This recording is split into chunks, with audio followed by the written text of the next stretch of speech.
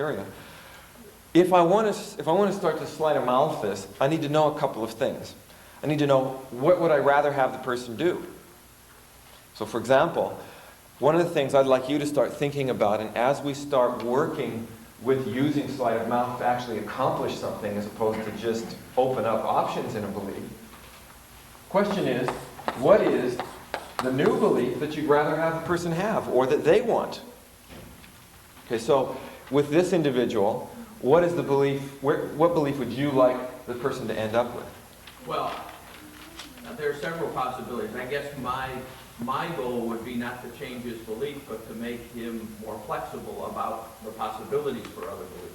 Yes. Because he's extremely rigid in this belief, and to me that's the problem. Okay. Because that rigidity takes other forms as other beliefs come up. Okay, so what I'm hearing him say then is our goal is not to change it. So here's your first way of thinking about the strategy. What is my goal with the belief I'm working on? Is it to actually take it and install another belief in its place? Or to track it to a different belief? Or is it just to open this one up a little bit? Okay, so that's one thing. Another thing is, remember yesterday we were saying, what other resourceful beliefs does the person have? In other words, this guy, I'm sure, has got good beliefs, sure he's got very creative abilities in other areas, maybe where it comes to things other than paying these people. Remember yesterday we were talking about what's a limiting belief you have, what is an empowering belief that you have, or a creative belief that you have. And so here we might say, this is the one I'm trying to track this to. And here is a resource belief that I have here. One thing that I do typically when I'm just talking with somebody and gathering information is I start getting a bunch of other resources where this is positive, positive, positive. And now I can start to track all around here. I can track to, here's the belief I'd like to have them have. Here's another place where the person is very, very open or creative. Here's another belief where they're able to really be able to interact with other people well. And so now I can start tracking all around, and I've sort of got this one surrounded. And that makes it a lot easier for me to move around in terms of the sleight of mouth. So I want to come back directly to that. There was a couple. I just had one thing come to mind. Yeah. Would it be, is it because they got paid or because it's Friday? Yeah. A little distortion there.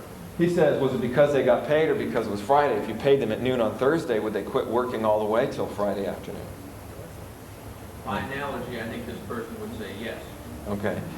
So what we're saying is, here's where I hear the thing. He goes, people will not work if you pay them. I always thought they worked because you paid them. Which, by the way, you notice what I just did there is redefine the belief a little bit. In other words, because he goes, yeah, that's what I'm saying, and then well, wait a minute. So he has to kind of think it. Now, the other thing I would do is I go, what's the cause? What makes people not work if they get money? Because people who are, quote, working for a paycheck are essentially relying on that paycheck every week or every 2 weeks, and they need the money right then, and as soon as they get it, they'll, quote, spend it. Okay. And they're thinking about spending it, even if they're not able to actually go out and spend it. Yeah. So. Yeah.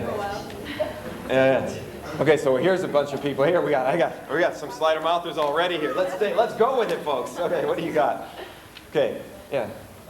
This is the interesting belief thing here that I think I have a little bit of experience with this type of thinking, and I think part of it is that the belief is that people are solely motivated by money. And I think that then opens up a whole other can of worms about employer versus employees, and maybe that's right. So one of the things he's saying is we could track back. What's the cause? The reason that this happens is because people are solely motivated by money. That's that belief. And I could track back from there. What makes people only motivated by money? I could find, well, what's the belief behind that? Because in a sense, what it's saying is, you could be saying, well, you must not believe in your employees very much. Well, I think my own hypothetical is that it's worse than that. My own thinking is that he believes that there are certain people, quote, better people, who can be motivated by other things than money, but there's another class of people who are only motivated by money, and that's this group. And so they need to be dealt with in an extremely rigid way. I mean, I think it's an unfortunate set of beliefs that even underlies this one. Okay. So you said number one is, one strategy that I'm hearing at this point is that you can go to an underlying belief. Now that might make you, what I'm hearing you say though, is that might get you into a can of worms that's a worse direction. You might go, is that going to help or is that going to get in my way? So instead of chunking in that direction and going to something deeper, well, maybe what I want to do is to go away from that deeper belief. If I'm actually trying to set this up so that he has more flexibility in his thinking, rather than try to go to that level, why don't I come out and see what other directions I could go? Could you give a couple of examples, if we generate some examples of all those techniques you did yesterday for this example? Yeah, sure. So he says, well, so one thing we could do, actually it's another strategy, is I could start to generate examples and see which ones might fit. And that would be another strategy. So one is I could start getting some of these, and the other one is I could start to generate examples. So first of all, let's put the belief into a structure. So the structure is that you can't pay people at lunchtime on Friday. Can't pay at lunch.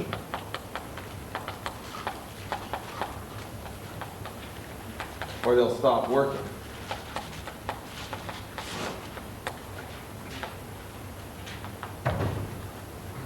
Lifetime of experience.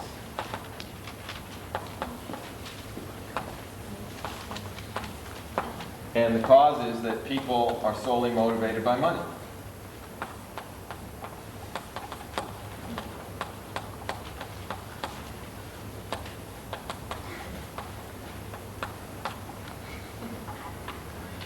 Okay, now let's say we want to redefine it.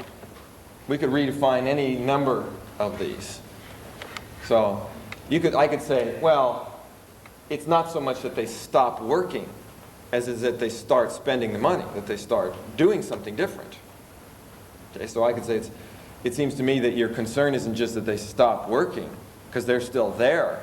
It's that they start partying or they start relaxing. Okay, now he might say yes.